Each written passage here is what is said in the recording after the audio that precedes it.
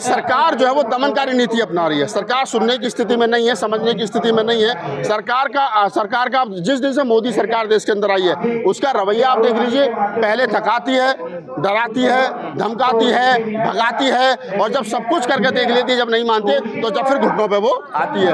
तो नहीं लग पाई देखिए। देखिए मूर्ति वहीं लगेगी, मैंने तुमसे वादा किया है, मूर्ति ग्वालियर में ही लगेगी और 1000% लगेगी, इसमें कोई दो राय नहीं है। समय आने पर वहीं लगेगी, ऐसा भी नहीं कि नहीं लगेगी, 1000% वहीं लगेगी। कब आएगा? इस स्प्रिंग को आप जितना दबाओगे उतना उबाल मारेगी।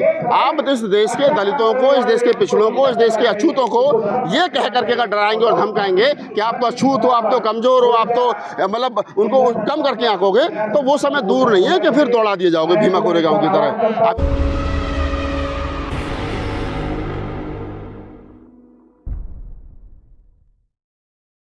तमाम साथियों को बधाई जो कीमती समय निकाल करके आप जंतर मंतर पहुंचे। गजेंद्र जी, जो आपका सवाल है ना कि हल नहीं निकल रहा है, समस्या क्या है ना कि लड़ाई एक दिन की नहीं है। लड़ाई 1920 से शुरू हुई थी और 1920 से लेकर के आज तक ये लड़ाई चल रही है। 100 साल से लंबा संघर्ष है और लगभग 100 साल से ब्राह्मणों का, यानी कि मैं कहूँगी सरकार के सिर पर ब्राह्मणों का कब्जा है। अब देखने वाली बात यह है कि सरकार, हमारा झगड़ा जो है वो सरकार से है, हमारा झगड़ा ब्राह्मणों से नहीं है, हमारा झगड़ा किसी पंडित पुजारी से नहीं है। जो पंडित पुजारी वहाँ बैठे हैं वो एक कानून के तहत बैठे हैं, वो कानून सरकार ने बनाया, उस कानून को खत्म सरकार करेगी। तो मेरा कहने का मतलब है कि जो लोग ये कह रहे हैं कि सफलता नहीं मिल रही है या बहुत सारी चीजें हैं, तो हमारा काम है सरकार के ऊपर दबाव बनाना।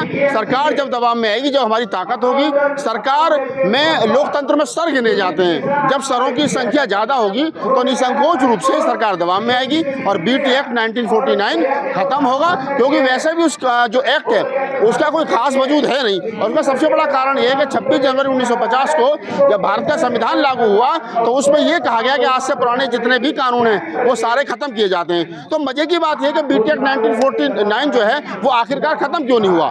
कौन सी सरकारें हैं, कौन से सरकार में बैठे हुए वो लोग हैं, कौन से लोग हैं जो उस कानून को बरकरार रख रहे हैं और बौद्धों को हक नहीं दे रहे हैं और एक अवैध कानून के तहत महाबोधि महाविहार को संचालित कर रहे हैं? तो लड़ाई जो है वो एक्ट को खत्म करने की है। जिस दिन एक्ट खत्म हो जाएगा उस दिन पंडित पुजारी जो वहाँ अंदर बैठे हैं वो अपने आप छोड़ करके उसको चले जाएंगे। तो शिवलिंग बनाते हैं अंदर। देखिए ब्राह्मण जहाँ भी जाएगा, जहाँ भी रहेगा, वो शिवलिंग को भी लेकर के जाएगा, जाति को भी लेकर के जाएगा, देवी देवताओं को भी लेकर के जाएगा, वो उस हर कर्म कांड को लेकर के जाएगा जिन कर्म कांडों के साथ ब्राह्मण पैदा हुआ है, क्योंकि उन बिना कर्म कांडों के ब्राह्मण रह ही नहीं सकता। तो वो चाहे महाबोधि महाविहार में रहे, अगर आप किसी मस्जिद के सामने भी ब्राह्मण झोपड़ी डालेगा तो वहाँ पर भी तमाम कर्म कांडों के साथ में रहेगा जिन कर्म कांडों के साथ उसकी पहचान है। पर गौतम बुद्ध तो पाखंडवाद के खिलाफ थे ना, वहाँ पिंडदान भी हो रहा है, 5 पांडव भी हैं, बाल भी चढ़ रहे हैं, जय श्री राम के नारे हो रहे, पूजा अर्चना हो रही है। गौतम तो बुद्ध भिक्षु क्या कर रहे हैं वहाँ पर? गौतम बुद्ध जो थे वो पाखंड के खिलाफ थे। गौतम बुद्ध के बाद में जो लोग आए हैं वो गौतम बुद्ध की मूर्ति के सामने पाखंड करने लगे, तो इसमें गौतम बुद्ध की कोई जो वो थोड़ी है भाई। भगवान तथागत गौतम बुद्ध जो है वो पूरी जिंदगी उनका जो तर्क है वो साइंटिफिक कसौटी पर खरा उतरता है। वो कहते हैं कि जो बात मैंने कही उसे मत मानो, कसौटी पर, तर्क की कसौटी पर घिस करके देख लो, वो सही है तो बुद्ध ने कही है, अन्यथा नहीं कही है।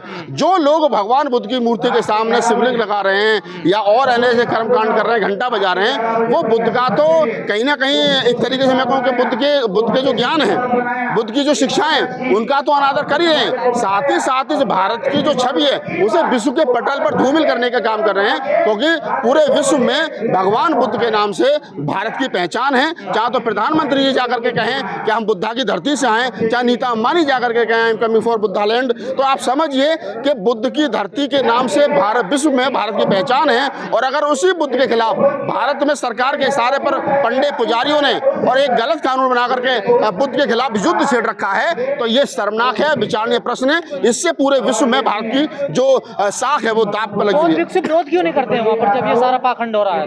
देखिए क्या है, मैं आपको बता दूं थोड़ा सा कि जिन लोगों को नहीं पता है कि 1992 में ये आंदोलन शुरू हुआ महाबोधि महाविहार का। उसमें भदंत आनंद महाथेरा, सुरेश ससाई, करुणाकरण, हर्ष बोधि, तमाम भक्ति ज्ञानशील तमाम वो बड़े बनते थे जो जिन्होंने उस समय वो आंदोलन चलाया। उस आंदोलन की खूबसूरती ये हुई कि वो आंदोलन चला तो वहाँ उससे पहले चुनाव नहीं होता था, उसके बाद वह चुनाव की प्रक्रिया हुई और 1996 में पहली बार बोध गया में चुनाव हुआ और 3 साल के लिए कमेटी चुन करके आई, जिसमें बड़े भंते जितने भी थे वो तमाम लोग चुन करके पहले हिंदी भाषी थेरोवादी परंपरा के अम्बेडकरवादी बौद्ध भिक्षु पहली बार चुन करके आए। वो 2002 तक यानी 6 साल तक वो कमेटी में रहे। उसके बाद आंदोलन हुआ कि इसमें जो डीएम है वो उसका चेयरमैन नहीं होना चाहिए, 4 बौद्ध है, 4 ब्राह्मण पुजारी हैं और जो 9वां डीएम होता है वो किसी भी बिरादरी का किसी भी धर्म का हो वही उसका चेयरमैन रहेगा।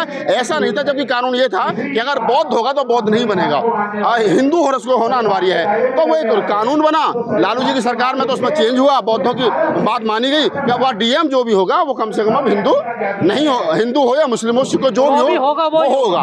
तो पिछली बार जो भी 2 आंदोलन हुए उन 2 आंदोलन की खूबसूरती ये हुई कि अम्बेडकरवादी बौद्धों की महाबोधि महाविहार में एंट्री हुई और डीएम का हिंदू होना अनिवार्य नहीं रहा। उसके बाद में अब ये दोबारा आंदोलन शुरू हुआ है, तो दोबारा आंदोलन है बीटी एक्ट को समाप्त करने का।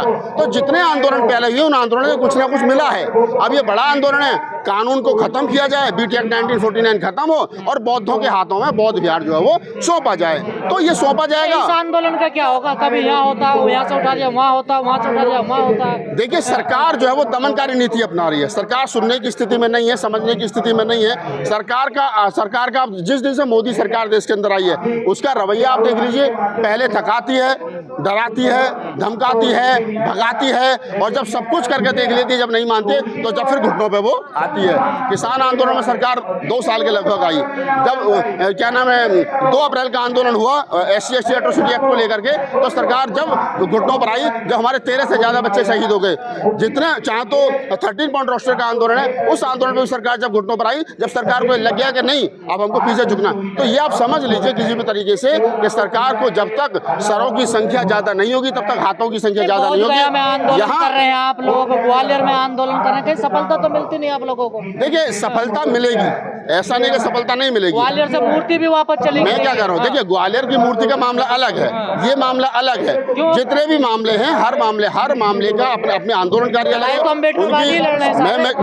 देखिए, अम्बेडकरवादी इसलिए लड़ रहे हैं क्योंकि उनके कंधों पे ज्यादा जिम्मेदारी है। अगर मैं यहाँ खड़े होकर के बोल रहा हूँ और आप अगर रिकॉर्ड कर रहे हो तो आपकी भी जिम्मेदारी है, मेरी भी जिम्मेदारी है। नहीं तो आप भी किसी कथा को जो है जाकर के रिकॉर्ड कर लेते। अगर आप मुझे रिकॉर्ड कर रहे हैं और हम सब लोग यह काम कर रहे हैं तो इसलिए कर रहे हैं कि ताकि जो बौद्धों की आवाज़ है, अम्बेडकरवादियों की आवाज़ है, कबीरपंथी, नानकपंथी, रैदासपंथी, जो इस देश के अंदर समता, बंधुता, न्याय की लड़ाई के लिए लड़ रहे हैं, जो संविधान को बचाने के लिए, लोकतंत्र को बचाने के लिए, जमहूरियत को बचाने की लड़ाई लड़ रहे हैं, वो लड़ाई मजबूती से लड़ी जाए और वो लड़ाई लड़ने के बाद में उन तमाम लोगों के हकों की आवाज़ जो है मुखर तरीके से कही जा सके। मूर्ति तो नहीं लग पाई देगी। देखिए, मूर्ति वहीं लगेगी, मैंने तुमसे वादा किया है, मूर्ति ग्वालियर में ही लगेगी और 1000% लगेगी, इसमें कोई दो राय नहीं है। समय आने पर वहीं लगेगी, ऐसा भी नहीं कि नहीं लगेगी, 1000% वहीं लगेगी। कब आएगा वो समय?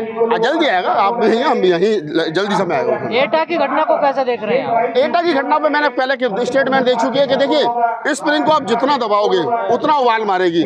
आप इस देश के दलितों को, इस देश के पिछड़ों को, इस देश के अछूतों को ये कह करके अगर डराएंगे और धमकाएंगे कि आप तो अछूत हो, आप तो कमजोर हो, आप तो मतलब उनको कम करके आंकोगे, तो वो समय दूर नहीं है कि फिर दौड़ा दिए जाओगे भीमा कोरेगांव की तरह। अभी जो एटा की घटना है कि अगर आपको डॉक्टर अम्बेडकर जयंती निकालने के लिए परमिशन चाहिए तो फिर उनको भी कलश यात्रा निकालने के लिए परमिशन चाहिए। ऐसा नहीं हो सकता कि आपका कुत्ता कुत्ता और तुम्हारा कुत्ता हमारा कुत्ता और तुम्हारा कुत्ता टॉमी, ये चलने वाला नहीं है। परमिशन चेक करने का हाँ नहीं ना, परमिशन अगर आप मेरे मोहल्ले में आओगे तो पुलिस को थोड़ी बुलाऊंगा, मैं पहले आऊंगा ना, भाई लाओ परमिशन दिखाओ।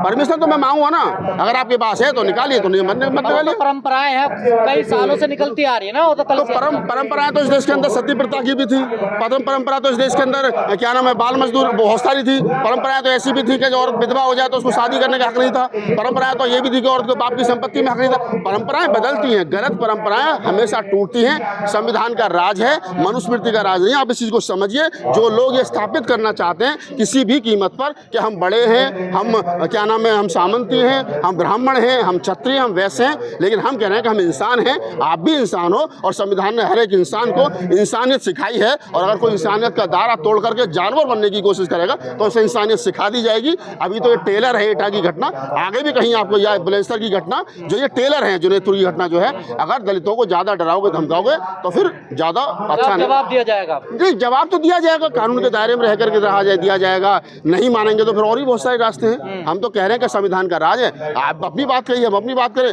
आपकी कथा हो रही है आप अपनी कथा करिए, हमारी बुद्ध कथा हो रही है हम अपनी बुद्ध कथा करें, बाबा साहब की जयंती पर आप भी फिर खीर पूड़ी खाइए हमारे यहाँ करके, और अगर आपको अपने कथा में जो है कथा के बाद भंडारा करना तो करिए, इसमें कौन सी दिक्कत है। ये संविधान ने सबको आज़ादी दी थी ना, आप मेरे घर में इंटरफेयर करना, मैं आपके घर में इंटरफेयर। धन्यवाद।